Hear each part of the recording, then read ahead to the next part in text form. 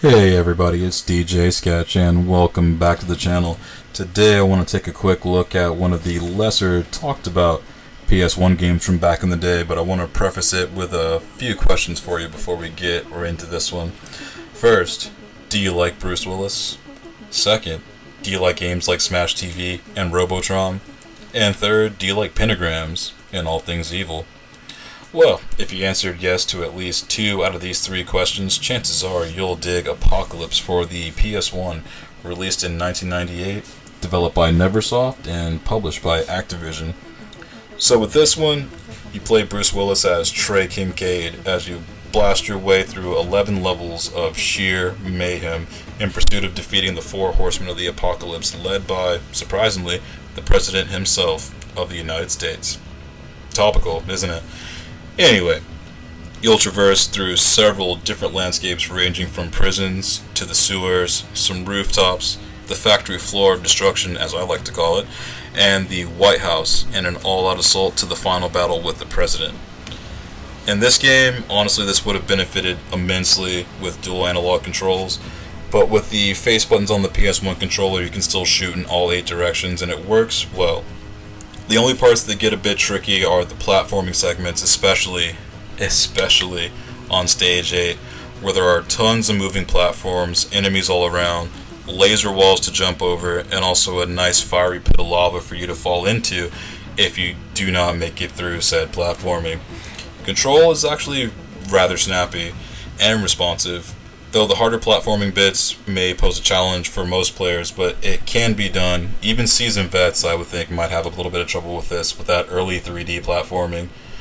Things like Bubsy 3D, it's not quite that bad, but you'll probably get the idea if you've had the opportunity to play that. And as I said, the platforming can be done, it can be dealt with. It's a little bit tricky at first, but once you get the hang of it, it's not so bad. But the later levels do get a little bit platforming intensive. And as with this game, it plays a lot like Robotron and Smash TV. And the 4 horsemen, and in one instance, Horse Lady, these battles will escalate and challenge gradually, starting with a fairly straightforward battle at the beginning, and then ramping up into more complex and several form battles with a few of these. Like some will have multiple life bars, especially towards the end, but I'll get to that in just a moment.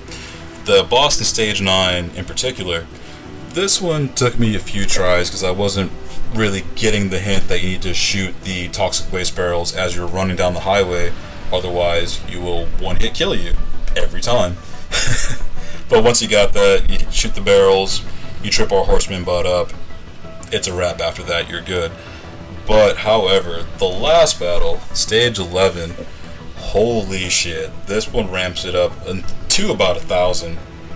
Also, this is the main part of the game that I also rarely hear anyone talk about, because of all the reviews I have seen of this game, they're all positive, and this game is awesome, don't get me wrong, but I'm honestly amazed no one so much as mentions the last pretty much 5 levels of the game from the graveyard forward, because at the end especially, the final horseman, aka the President, has 6 life bars.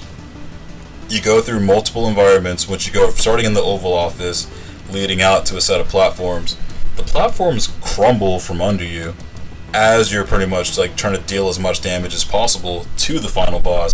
And you got 6 health bars to go through with varying limits here. Keep that in mind.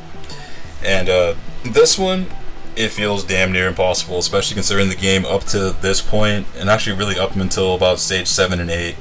6, arguably, if you can't figure out the whole thing with the graveyard puzzle at the very end, of course.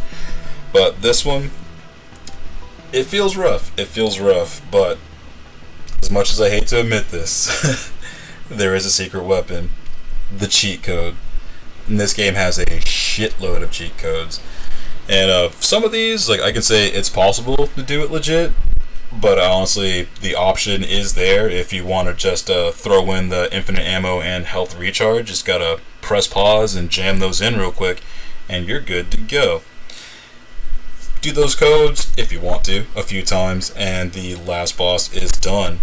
And after that, you can sit back and watch the final cutscene and watch the credit roll, with a surprising, a little bit ending. It's a little bit surprising, I don't want to spoil that part for you, so if you want to play through this, please feel free. It's actually very awesome. Overall, this is honestly a pretty good game that I'm actually surprised more people don't talk about. Especially considering games like this, and also games, again, like Smash TV, Total Carnage, and Robotron, it's the same kind of deal, but also just add platforming to it. In some scenarios better than other. This one's actually pretty solid, and also this is one of those games too, surprisingly, that is not expensive. This is one of those PS1 titles especially you can usually find for $10 or less, like typically under $5, honestly. And oh yeah, Poe is actually one of the four horsemen, actually our horse lady, just as a point of reference. So enjoy that, her scenes, and also the couple tracks that she has in the game soundtrack. It's actually pretty tight. It's not bad. So definitely want to suggest, if you have the option to, pick up Apocalypse on PS1, or if you can find a copy that will work on, or a digital copy that plays on PS3 or 4, if they even have that in the market, go for it. It's a good one. But if you want to get a legit copy for the PS1, it's not expensive. I'll see you on the next one.